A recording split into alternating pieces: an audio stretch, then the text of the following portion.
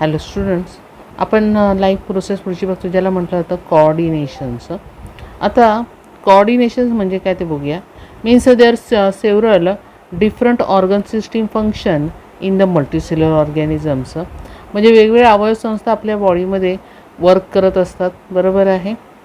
तर their life is goes on the smoothly if there is a coordination between the different organ system or the organs and the stimuli to the surrounding. म्हणजे generally आपलं जे life आहे ते smoothly कसं चालतं आहे, कारण त्या सगळ्यांमध्ये काय असतं, वेगवेगळ्या ऑर्गन सिस्टीममध्ये किंवा ऑर्गन्समध्ये काय असतं, कोऑर्डिनेशन्स असतं. Depending upon this we can say that there is systematic regulations of the different process can be called to be control and bring about their different process in the proper sequence can be called as an coordinations. म्हणजेच काय म्हणू शकतो की ज्या वेगवेगळ्या क्रिया ज्या आहेत त्या पद्धतशीरपणे नियंत्रण करणं आणि ती क्रमवार घडून आणलं जातं, त्याला म्हटलं जातं कोऑर्डिनेशन्स असं म्हटलं जातं. आता if there is activity in the body is to be completed successfully, there is a proper coordinations between the different systems and the organ participate at a different step of the activity is necessary. म्हणजेच काय होतं की कुठल्याही आपली प्रक्रिया आपल्या बॉडीमध्ये जर यशस्वीरित्या पार जर करायची असेल तर प्रत्येक स्टेपवर सहभागी होणारी जी ऑर्गन सिस्टीम आहे किंवा ऑर्गन्स आहे त्याच्यामध्ये कोऑर्डिनेशन असणं आवश्यक आहे. If there is a lack of coordination or the some other factor there will should be confusion at any step of the activity is not get completely. There should be a randomness at each steps.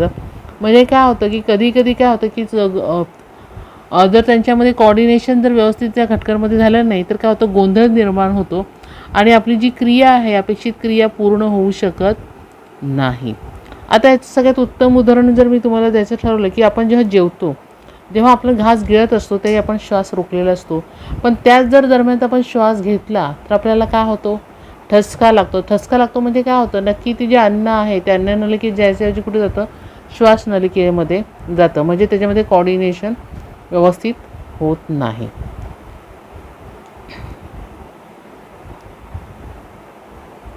Okay, there is a need to be proper coordination between the internal activities of the bodies resulting to form various factors like body temperature, water level, enzymes level, etc., or the stimuli arising in the surrounding environment. The proper coordination between the various organ systems of the organism can help to maintain the state of equilibrium is called as a homeostasis, which is the necessary for the optimal efficiency of the body. म्हणजेच काय की आपल्या शरीरामध्ये ज्या आंतरिक ज्या प्रक्रिया आहे त्यामध्ये सुयोग्य समन्वय असणे आवश्यक आहे. आणि ह्या इष्टतम कार्यशीलतेसाठी ज्या ऑर्गन सिस्टीम आहे त्याच्यामध्ये जे स्थिर अवस्था जी राखली जाते त्याला म्हटलं जातं होमोस्टॅटिक्स असं म्हटलं जातं. त्याला काय म्हटलं जातं, होमोस्टॅटिक असं म्हटलं जातं. आलं लक्षात? होमोस्टॅटिक्स म्हणजे काय, म्हणजे आपल्या बॉडीमध्ये काय असतं, proper coordination between the internal activity वेगळ्या आहे. That is the body temperature, water level, enzymes level, stimuli around the surrounding in the environment.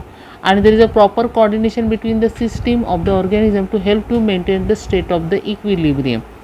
म्हणजे आपल्या बॉडीमध्ये वेगवेगळे फॅक्टर्स आहेत. Temperature maintaining, water level.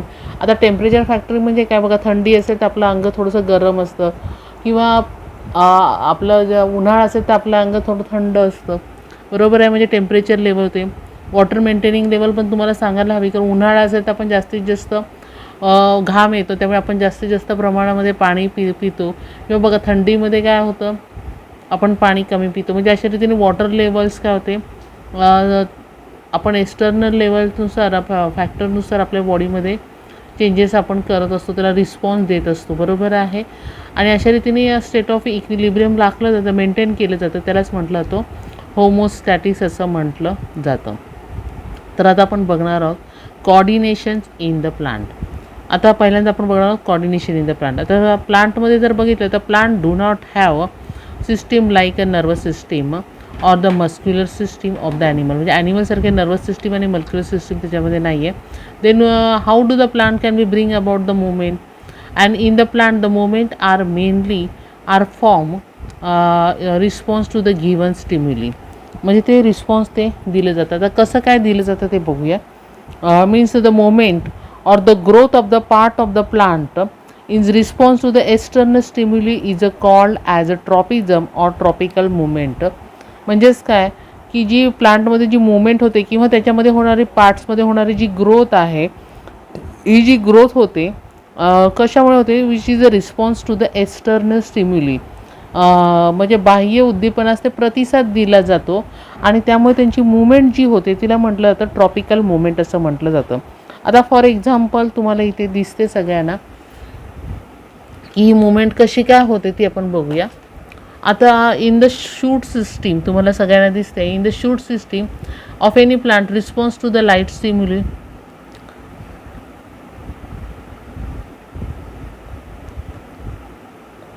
दिसते सगळ्यांना. Means the growth toward the source of the light, growth toward the source of the light and hence the movement as shown in the plant toward the lights. बरोबर आहे. ही प्लांटची जी movements आहे it is a toward the light होते आणि त्यामुळे त्याला म्हटलं जातं phototropic movement. Means the shoot systems of any plant response to the light stimuli. Light hence the growth is a growth towards the source of the sunlight. म्हणजे आपण प्लांटची growth कुठल्या दिशेने होताना दिसते, सनलाईटच्या दिशेने होताना दिसते आणि म्हणूनच त्याच्या मुवमेंटला म्हटलं जातं फोटोट्रॉपिक मुवमेंट. कोणती मुवमेंट म्हटलं जातं, फोटोट्रॉपिक रिस्पॉन्स किंवा फोटोट्रॉपिक मुवमेंट असं म्हटलं जातं. ऑल्सो द शूट सिस्टीम तुम्हाला माहिती सगळ्यांना. ऑल्सो द रूट सिस्टीम पण तुम्हाला माहिती आहे इन द प्लांट. म्हणजे मुळं जी आहेत which is a response to the stimuli of the gravity or the water. Hence response in their movement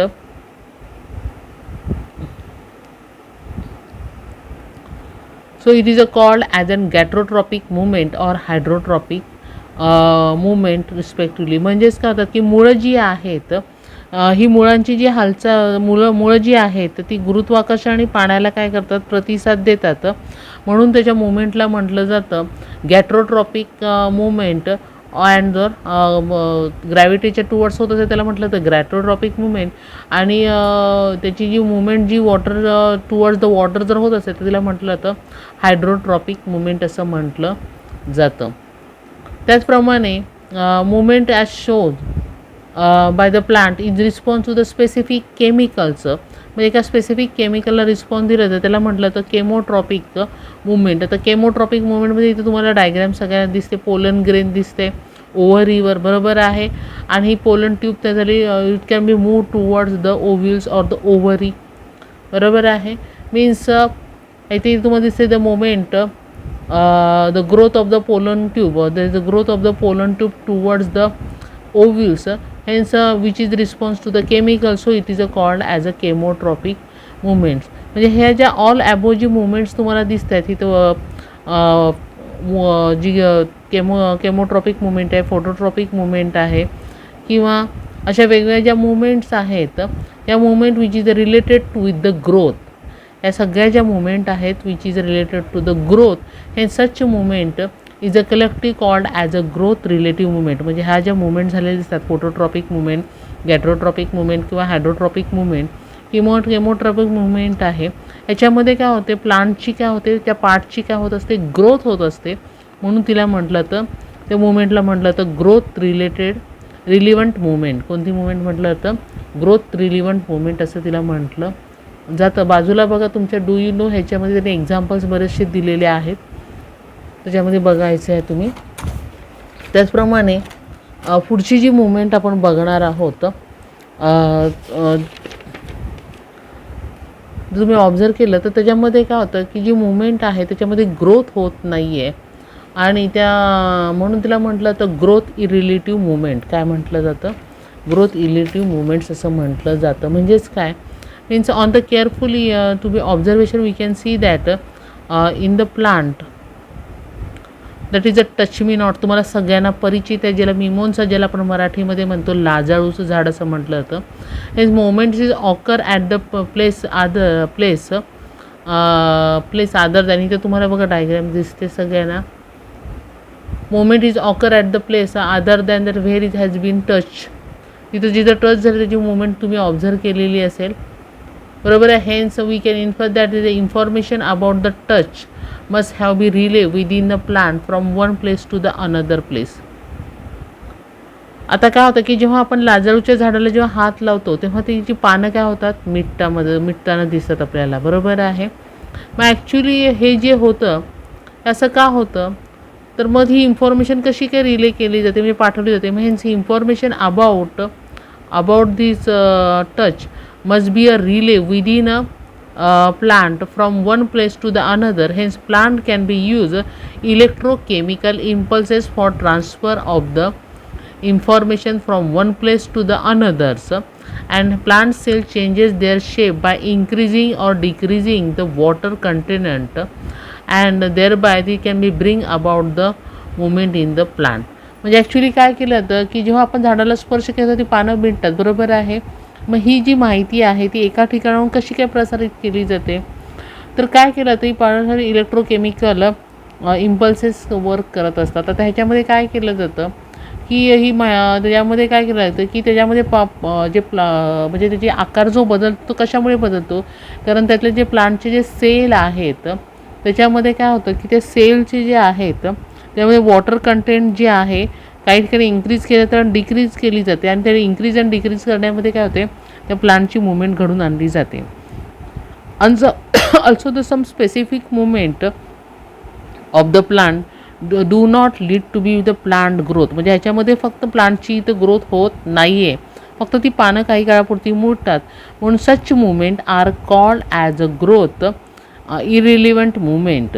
म्हणजे ह्या मुवमेंटला म्हटलं तर growth irrelevant movement, as which is a response to the change in the surrounding, and hence the plant hormones can be bring about the various movement in the plant. म्हणजे काय होतं की ह्याच्या परिसराच्या बदलाला प्रतिसाद देण्यासाठी त्याचे जे हार्मोन्स आहेत या हार्मोन्समध्ये हालचाल घडून आणली जाते, मुवमेंट घडून आणली जाते, आणि अशा रीतीने रिस्पॉन्स दिला जातो. मला वाटतं हे तुम्हाला समजलं असेल. ह्याच्यामध्ये खास ही जी मुवमेंट आहे फोटोट्रॉपिक मुवमेंट किंवा गॅट्रोट्रॉपिक मुवमेंट हे विचारलं जाऊ शकतं. जर कोणाला काही शंका असेल तर मला विचारा. थँक्यू.